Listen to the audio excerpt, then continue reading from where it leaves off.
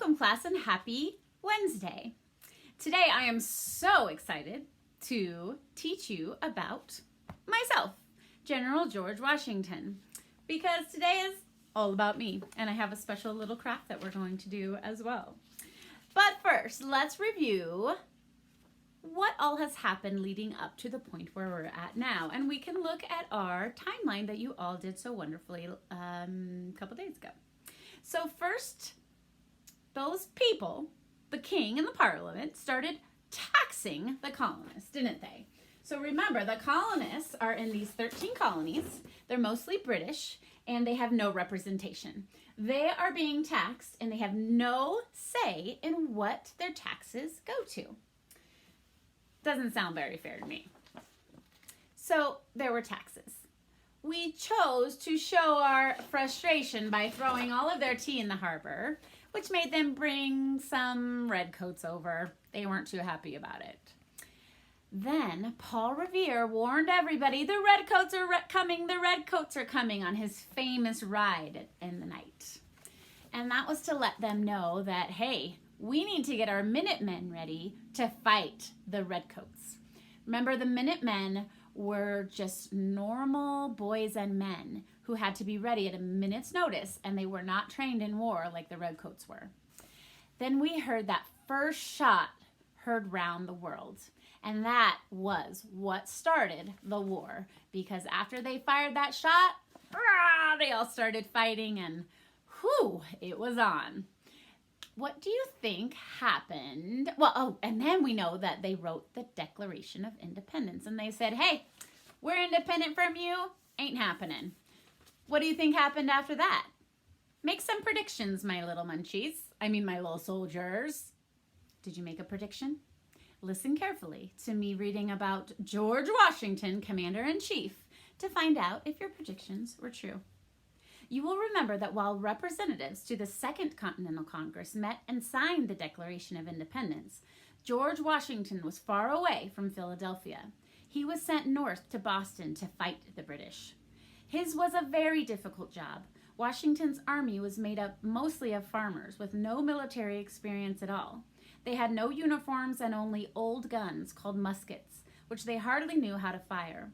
There weren't enough guns, and there was hardly any gunpowder. The wording of the Declaration of Independence was approved on July 4th, 1776. 5 days later, messengers carrying copies of the Declaration reached New York, where General Washington's army was camped. His army heard the words and rallied in support of independence. A statue of King George was melted down into bullets for the Continental Army. How do you think the army felt when they heard the Declaration? What do you think? Were they super excited? I think they were excited, weren't they? And all this fighting that they have been doing, they're like, yes, this is what it's for. The men soon realized that they would never have enough bullets for the fight ahead. Later that summer, British warships were spotted entering New York's harbor. King George had gotten help from the Germans as well.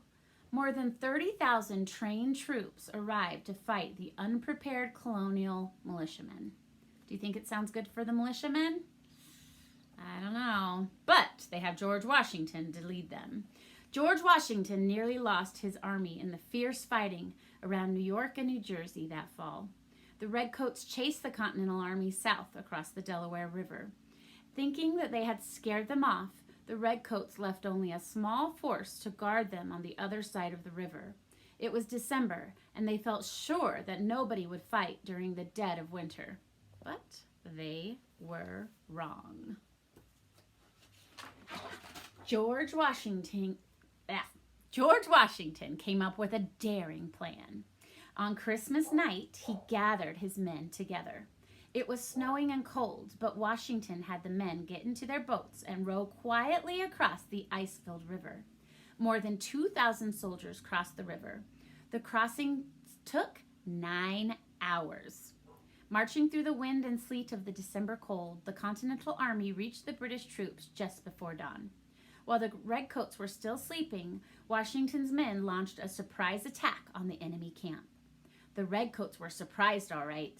Some of them came out of their bunks in their underwear and just held up their hands. They're like, oh, I surrender. I'm in my underwear.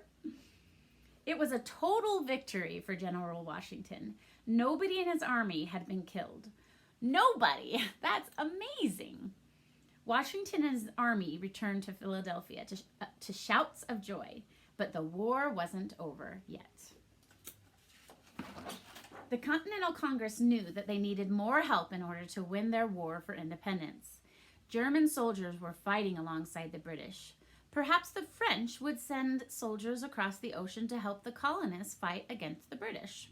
It was no secret that the French and British had long been enemies. Did you hear that? The French and the British had long been enemies. So maybe the French would help the colonists. The Continental Congress decided to send some men to France to ask for their support. Who do you think their chief representative was going to be? If you guess Benjamin Franklin, you would be correct. Because remember, he was really good at convincing people to help, and he was really good at arguing. So they sent Benjamin Franklin over to be their chief representative to try to convince the French to help them. Did you know this guy was 70? What is it? Yeah, 70 years old when he took the trip over to France. That's pretty old, especially for back then, to take a trip. Awesome dude. Now, the French did not like to lose in battle, and they were still angry about losing to the British in an earlier war. At first, they did not want to support the colonists. It was crazy to think that an army of farmers could defeat one of the greatest armies in the world, the British Army. But an American victory in New York in the fall of 1777 changed their opinion overnight. They promised gunpowder, soldiers, and ships. General Washington's army was camped in Pennsylvania at a place called Valley Forge during the winter of 1777 and 1778. Snow lay on the ground when Washington and his men arrived. They pitched tents and built log cabins, but neither kept out the cold. The men were dressed in rags, and many of them had no shoes, walking barefoot in the snow. There was hardly any food, and some days the men had little to eat and drink other than bread and water. Disease spread through the camp, and many men died. The men missed their families and wanted to go home. Washington struggled to keep up his men's spirits. He camped in a tent beside them for a time, earning their respect. No battles were fought at Valley Forge that winter, but the cold and hungry men spent hours training to be ready when they met the British again in the spring. So were your predictions about what was going to happen next correct? Did anybody guess that the French would come help? That's awesome. So instead of just the militiamen who were untrained, now they have the French to help them. Woo! It's getting more interesting, isn't it? Now, how would you explain or describe someone like me? How would you describe Mr. George Washington? What are some words that you would use? Did you say brave? He's very brave, isn't he? Especially to lead such an army that seems like they have no chance. He was very brave. What about a good leader? He was a really good leader, wasn't he? And he made some really great choices that helped out the army. Why do you think George Washington and his army were willing to fight the Redcoats? Why do you think? There's no right or wrong answer. But if you're thinking because they really, really believed in their cause to be independent from Great Britain, I think that that's a really good reason. All right, we are going to learn more about the American Revolution tomorrow. But for now, I'd like you to get your core folder out, open it up, and you are going to take this blue piece of paper that you haven't used yet, and this black piece of paper, and we are going to make something special. So on the black piece of paper, you will notice that there's a silhouette. And that is Mr. George Washington's silhouette. And a silhouette is a side view, and that's what we have here.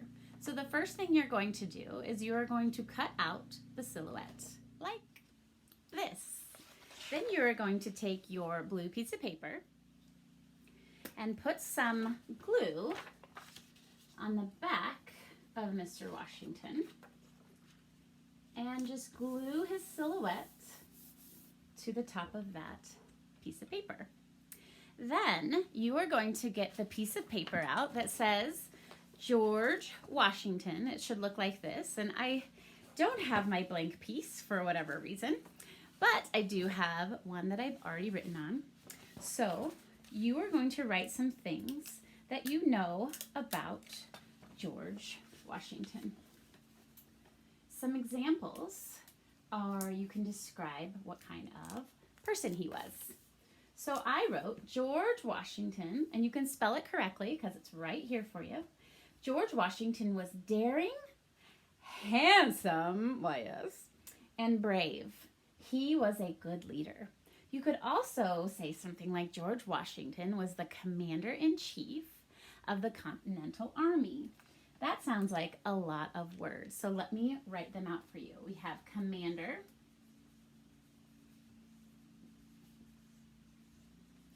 in chief, and then we have Continental Army. Let's see here. Continental. We'll squeeze it in there. Army, if you'd like those. All right. So write me some things that you know about George Washington from the reading. And you'll glue it on here when you're done. Make sure to glue it after you write, not before. Otherwise, it may your writing may not come through. It may get stuck in the glue. All right? Have a wonderful day, and I can't wait to learn more about the American Revolution with you tomorrow.